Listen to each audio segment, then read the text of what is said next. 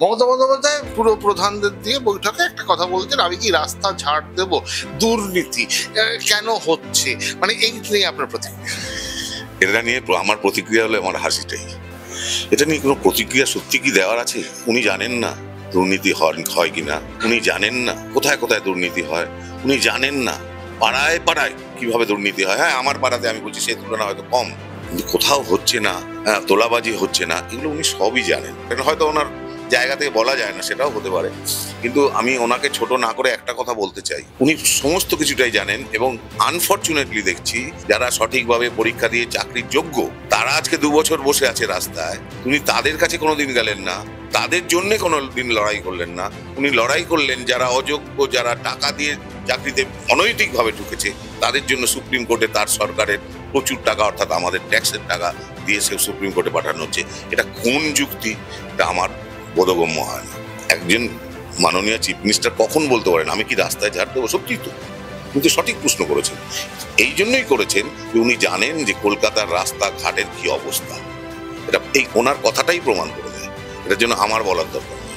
আপনার এলাকার সাংসদ সায়নী ঘোষ, আপনার প্রত্যাশা? আমার প্রত্যাশা, আগে নিশ্চয়ই ওকে অভিনন্দন জানাবো। একদম তরুণী, যথেষ্ট ভালো মেয়ে, ওর সম্পর্কে আমি খারাপ কিছু জানি না।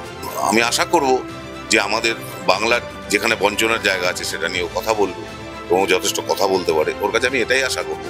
এবং বিশেষ করে যাদবপুর অঞ্চলে, যাদবপুরে যে বিস্তীর্ণ অঞ্চল, হ্যাঁ, মোটামুটি একটা ত্রিপুরার থেকেও হয়তো বড় হবে, এই বিস্তীর্ণ অঞ্চলে প্রচুর গরিব মানুষ, সাধারণ মানুষ এবং মধ্যবিত্ত, নিম্ন মধ্যবিত্তরা রয়েছেন, সবার কথা যেন ভাবেন, খালি ভোটের রাজনীতির জন্য যেন না করেন, এবং দিল্লিতে গিয়ে যেন সরব হন সঠিক কারণে। সায়নী ঘোষ তৃণমূল কংগ্রেসের নেত্রী, সাংসদ, তার বিভিন্ন বক্তব্যে নানা রকম বিতর্ক এসছে, এবং সেটা একটু মানে অন্যরকম বিতর্ক এসছে, সেই নিয়ে আপনার প্রতিক্রিয়া? প্রথম কথা, আমি নেত্রী কিনা আমি অন্তত নেত্রী বলতে পারবো না। আজকাল আমি দেখতে পাচ্ছি শাসক দলের মধ্যে হঠাৎ হঠাৎ একজন নেত্রী বা একজন নেতা, যেমন রচনা ব্যানার্জিকে যদি এখন নেত্রী বলা হয়, উনি ভোটে দাঁড়িয়েছেন, জিতেছেন, তার মানে নেত্রী নন। সায়নী ঘোষ ভোটে দাঁড়িয়েছেন, জিতেছেন, নেত্রী নন। আমাদের মাননীয় অভিষেক বাবু, উনি ভোটে দাঁড়িয়েছেন, জিতেছেন, নেতা নন।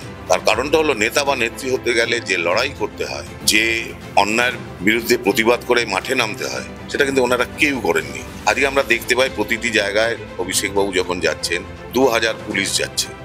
উনি আন্দোলনটা কার এগেনস্টে করছেন? সরকারের এগেনস্টে? সে তো নয়। আন্দোলনের মধ্যে থেকে যারা উঠে আসেন, সেখান থেকে নেতা নেত্রী সমাজের কাছে গণ্য হয়। এনারা এগুলো কেউ না। নিশ্চয়ই মমতা ব্যানার্জি একজন নেত্রী, উনি অনেক আন্দোলনের মধ্যে উঠে এসছেন, কিন্তু আর বাদ বাকি যারা 2-1 জন বাদে আমি কিন্তু নেতা বা নেত্রী খুব কম দেখতে পাই।